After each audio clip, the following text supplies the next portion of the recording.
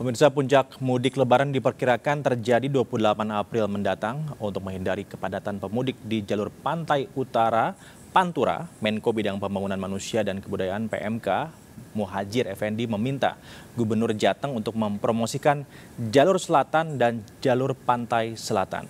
Kita segera bergabung dengan Menko PMK, Bapak Muhadjir Effendi. Selamat siang, Pak Menko. Selamat siang, Mas Prabu. Semoga selalu sehat, Pak Menko. Amin, amin. Ya Pak, ini kalau kita lihat Pak ya, yang mudik sudah mulai berjalanan ke kampung mereka masing-masing. Namun demikian juga masih banyak yang lewat ke utara nih Pak. Pak Menko sempat meminta agar Gubernur Jateng dan jajarannya untuk mempromosikan jalur yang selatan. Sejauh ini bagaimana Pak progresnya? Kan sekarang ini secara umum belum terjadi lonjakan mudik yang cukup tajam ya, baik itu jalur utara, jalur tengah maupun tol, ya, tentu saja juga termasuk jalur pantai selatan. Kita antisipasi akan terjadi mulai besok, saya rasa akan mulai padat gitu, dan kita mengantisipasi kemungkinan terjadi membludaknya mereka yang akan lewat jalan tol terutama dan Pantura, maka kita menghimbau agar memanfaatkan jalur pantai selatan yang sekarang sudah sudah tersambung mulai dari Pelabuhan Ratu sampai Banyuwangi. Memang ada beberapa ruas yang harus lewat jalan biasa, misalnya untuk ke Cilacap ya, menuju Cilacap itu masih harus naik ke utara sebentar, baru kemudian nyambung ke Cilacap. Tapi setelah Cilacap sampai ke Jogja, kemudian sampai Pacitan, kemudian terus ke Malang, itu semua sudah terhubung dengan baik. Karena itu untuk mereka-mereka yang ingin menikmati perjalanan, tidak akan terjebak oleh macet, itu yang paling nyaman adalah lewat jalur selatan yang sekarang sedang kita minta untuk dipromosikan, bukan hanya ke Gubernur Jawa Tengah. Kemarin saya juga bertemu dengan Pak Wagub Jawa Barat untuk supaya juga mereka-mereka yang berada di tepian selatan, kota-kota tepian selatan, itu sebaiknya tidak usah ke utara, tetapi cukup memanfaatkan jalur selatan yang sudah ada, yang sudah cukup baik itu. Dari pantauan Pak Menko sendiri bagaimana Pak? Apakah masyarakat sudah terinformasikan tentang jalur selatan ini yang juga bisa dilalui oleh para pemudik? Ya tentu saja, termasuk wawancara ini saya mohon dipakai sarana untuk menyebarluaskan informasi itu. Kelihatannya belum optimal, walaupun itu Bapak Presiden juga sudah menyampaikan secara langsung, dan ini saya mohon bantuan seluruh mass media untuk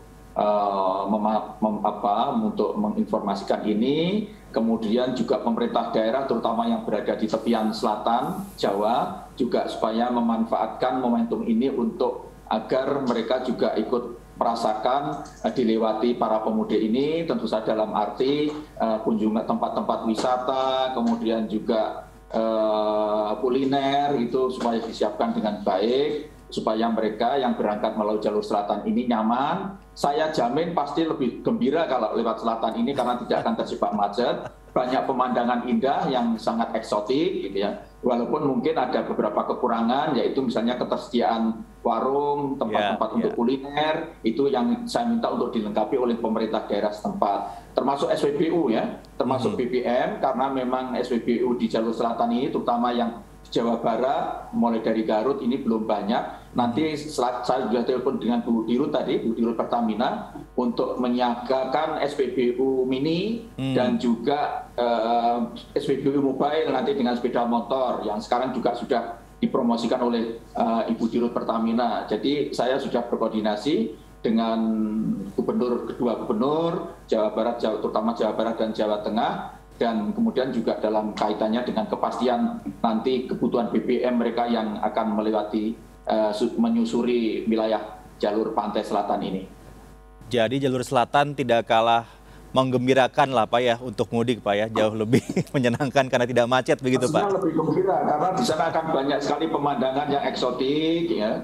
Nanti bisa santai, bisa Kan tujuan mudik ini salah satu kan untuk gembira gitu. Betul, betul. Saya yakin mereka, terutama mereka yang tidak kejar tayang untuk segera sampai di rumah, mungkin akan lebih bagus kalau lewat jalur selatan ini.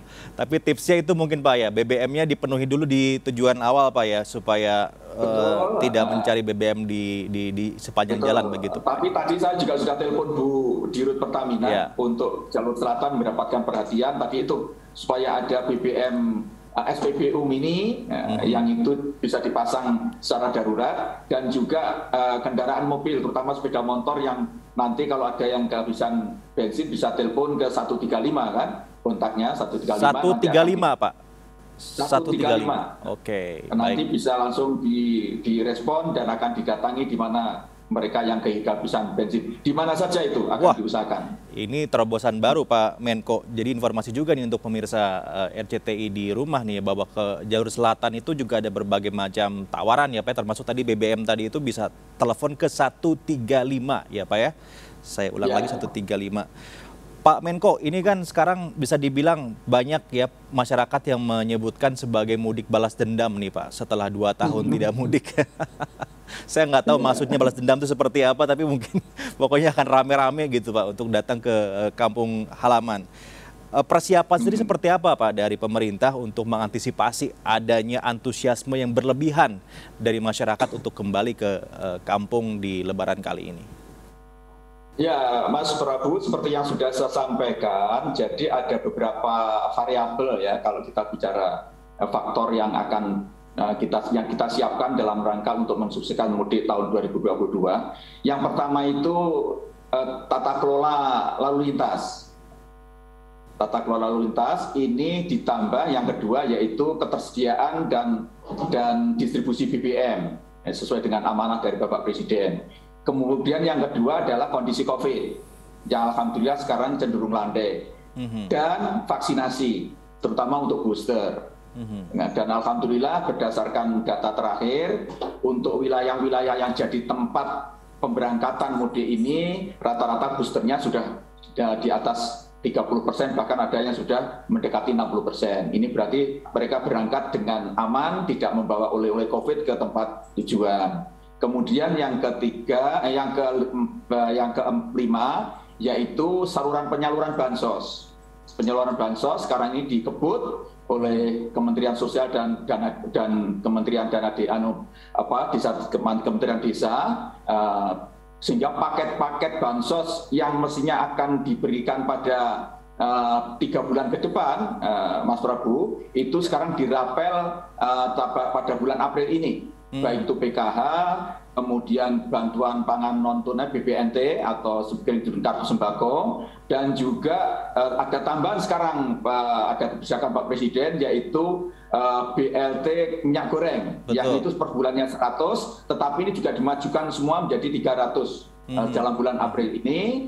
Dan yang untuk mereka yang belum kebagian semuanya nanti masih bisa mendapatkan dari BLT dana desa. Baik. Yang dialokasikan oleh Pak Menteri Desa sekitar 6 juta. Jadi dengan begitu kita harapkan mereka, terutama masyarakat yang kurang beruntung, juga ikut menikmati Lebaran tahun 2022 ini. Kemudian tadi saya juga sudah telepon kepada Pak Menteri Perdagangan mengenai keterjaminan bahan pokok. Dan tadi sudah saya sampaikan penjelasan, semua bahan-bahan pokok stabil gitu, kecuali ada beberapa yang mengalami kenaikan agak tinggi, yaitu ayam dan juga daging. Tapi untuk yang lain semuanya masih dalam keadaan baik dan harga masih stabil. Baik. Dan pasokannya masih tersedia dengan baik. Baik Pak Menko, terima kasih Pak atas informasinya. Kita harapkan Lebaran kali ini betul-betul bisa menjadi berkah ya buat banyak masyarakat Indonesia. Tadi saya ingat pesan Pak Menko itu jangan bawa oleh-oleh COVID, tapi bawa oleh-olehnya THR aja Pak ya. Karena kan THR kan dibayar harus tepat waktu sekarang. Terima kasih banyak Pak Menko PMK, Pak Muhadjir Effendi. Semoga sehat selalu Pak. Terima kasih banyak.